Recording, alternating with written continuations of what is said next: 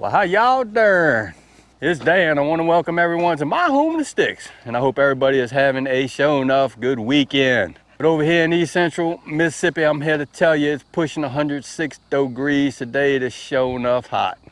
Before we get started on today's video, I'm always going to say that if you are new to the channel, I want to welcome you. And if you returning just to see what old Dan's got going on over her, I show enough thank you for coming back. What I want to share with you and y'all today is, Lord of mercy, we have made some changes over here at the Home in the Sticks, the way that we do our food preservation. So give me a second and I'm finna show you.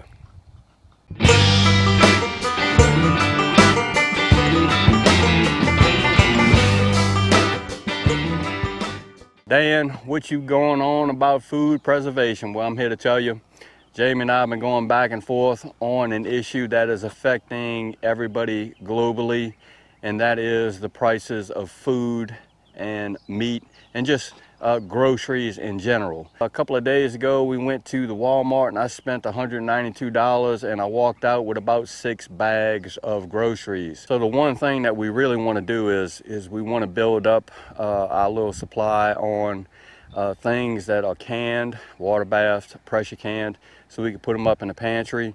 The one thing that I don't have access to are fresh eggs, because I've had several predator problems getting into the coop, and yeah, had predator get in and get all of my laying hens. So that's one thing that we have to buy is fresh eggs. But with the garden that we grow over here, speaking of garden, we are changing up the way we are going to change up the way that we are doing our gardening, maybe for the fall and the spring.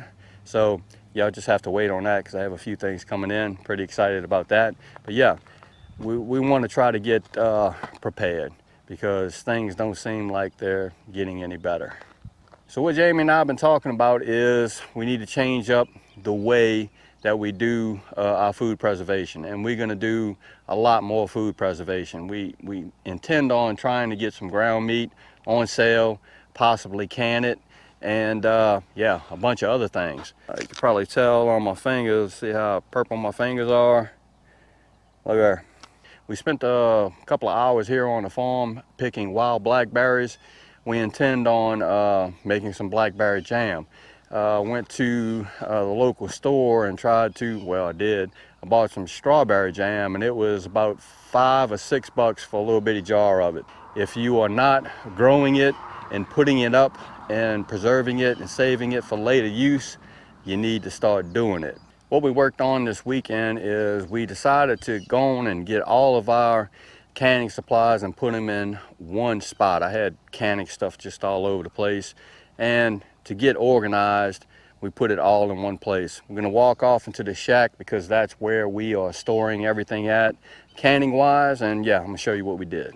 So we went through the shop and we have gathered and collected everything ball wise, as far as jars, lids, reusable lids, rings and lids, and just all of the canning stuff. We put it all in one place, and I never realized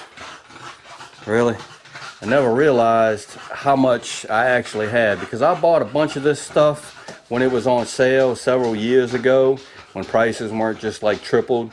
But I bought a bunch of these and just put them up, knowing that I would use them eventually, and I'm glad I did, because of what's going on right now. Whenever it's time to do another canning session or water bath session, we can come in here and we know exactly what we have. And I will, what I'll do is when I go to Walmart or wherever, if I see something like this or that, I'll just buy one, and we'll just keep adding it on and actually just building up what we already have. So we worked on this this weekend. We also did we did some show enough thinking on preserving some meats and actually doing some pressure canning. It's something that I'm not familiar with. I know a little bit about it, but I actually did make 2 investments, large investments, and they large to me because, you know, I don't have any money, but we made 2 large investments on some canning equipment. One of them is not here yet, so I'm not gonna mention that, but you know I'm gonna show enough tell you about it once it comes in. But this is something that I invested in, and it actually came in today. This is a camp chef, and this is the Tahoe model. And all it is just a 3-burner outdoor propane stove. From what I hear in the research that I have done, this is probably the best propane stove to use for outdoor canning. So invested in one of those, and it actually, again, it came in today. I was surprised. Today's Sunday. Well, I'll just go and tell you. I also invested in an all-American canner. Not extremely familiar, again, with pressure canning. I know a little bit about it, but there's a bunch of stuff that we want to do pressure canning wise, because you have to pressure can low acid foods, if I'm not mistaken. So we want to do a lot of one jar, if you will, or one mason jar meals like beef stew, things of that nature, where we could pressure can it and put it up for later use. So yeah, we've been doing a lot of thinking on that, and it's to that point now in this time of what's going on that, yeah, we need to start doing that. And you actually need to start thinking about doing that if you already aren't doing that. And if you're real versed in pressure canning, yeah, drop something down in the comments, because I always love reading the comments. And if you actually do a lot of food preservation, certainly put something down in the comments. Let us know what you pressure can or what you water bath, and just what you put up. We want to, over here on the farm at the Home in the Sticks, we actually want to build up a little small pantry of sorts of things that are put up that we could actually use towards the winter time. Or if we in the mood for, beef stew or something of that nature, we just pull it off the shelf, put it in a pan, heat it up, and it's good to go, ready to eat.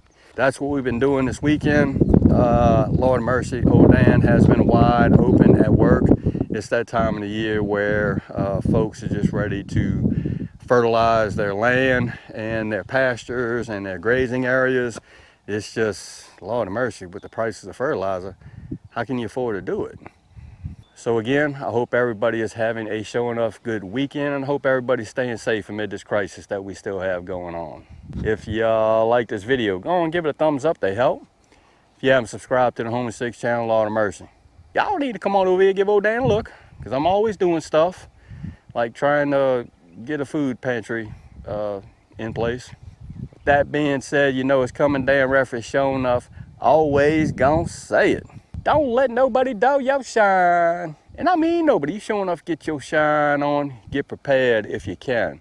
Lord of mercy. Lord knows we need it. And Dan will see you and y'all in the next video.